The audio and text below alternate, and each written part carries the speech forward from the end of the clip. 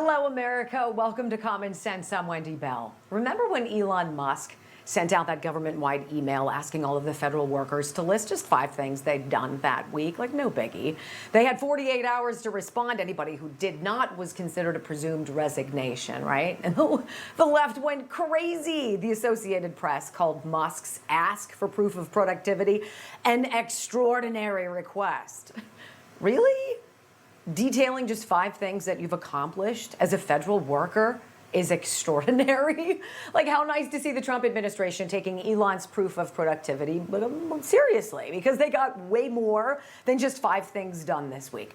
All right, you got a ceasefire in South Asia. You've got possible peace talks between Ukraine and Russia. You got the last American held hostage in Gaza set free by Hamas. You've got a cool down with the Houthis and all the shooting at our ships in Yemen.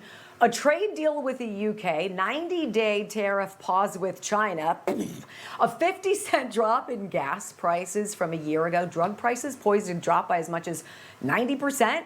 We're out of the Paris climate nonsense. Border crossings are down like 93%.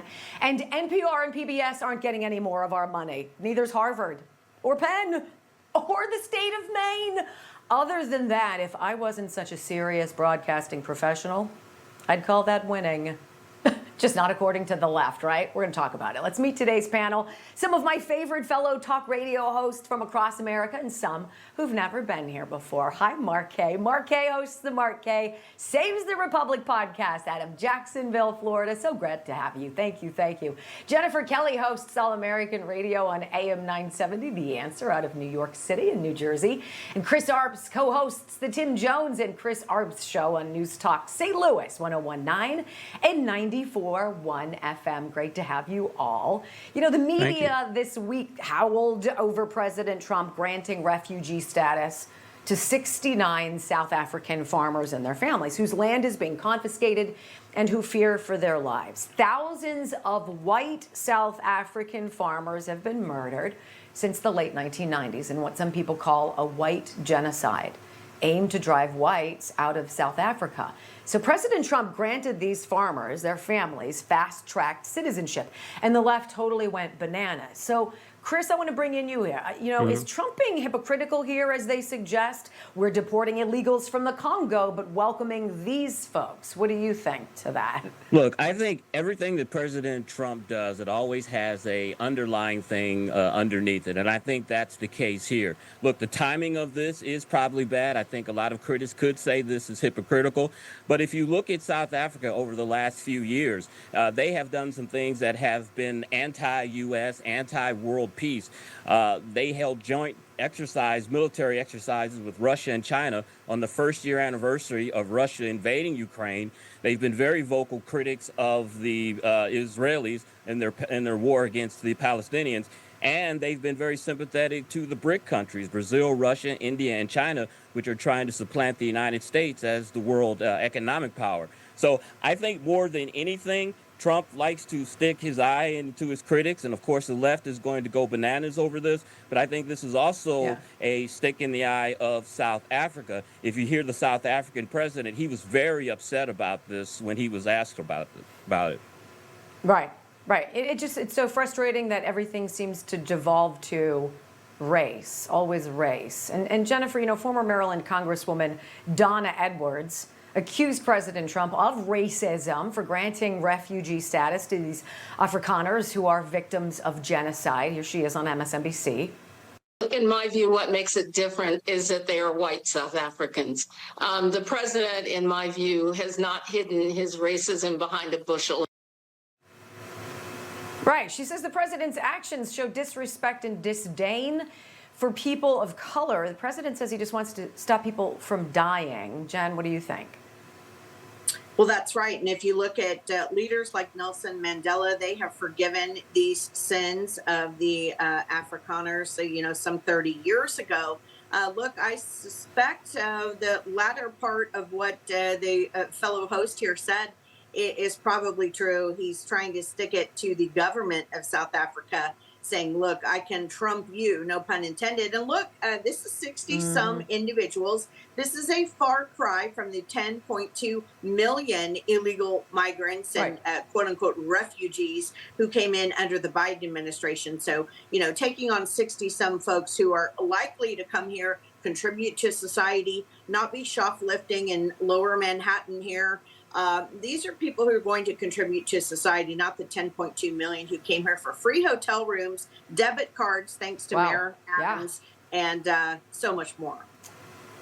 Yeah, I agree. And then there's the whole plane thing, Mark. We got to talk about the plane, right? The royal family of Qatar wants to give our Defense Department that new luxury jumbo jet for President Trump to use as an interim Air Force One, because the one he's using right now is like 40 years old. It's falling apart. The royal family says, here, take this jet, and when Boeing finally finishes the new Air Force One, you can retire this one that we're giving you for free to the Trump Presidential Library. The National Archives can be in charge of it.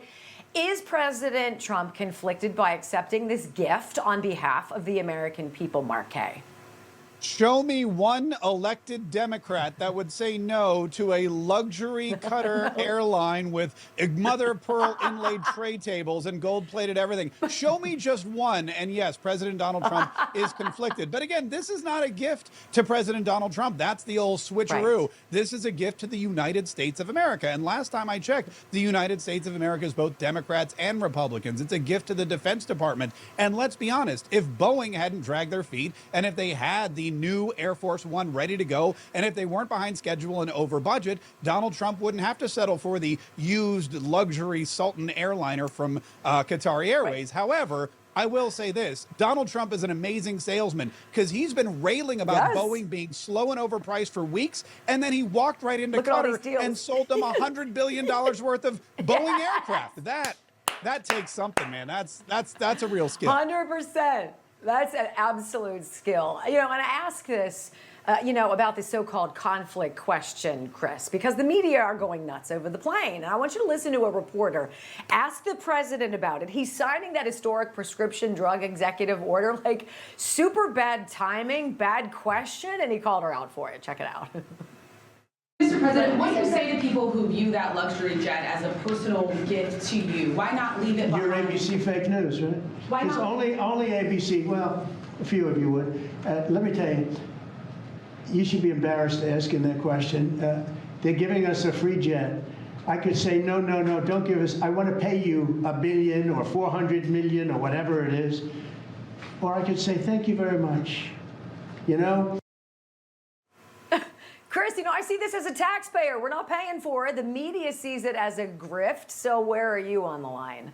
Look, the media, of course, is into sensationalism. This was supposed to be a press conference where they're talking about expanding prescription drugs, making them more cheaper for people. They want to talk about the sensationalism aspect of this.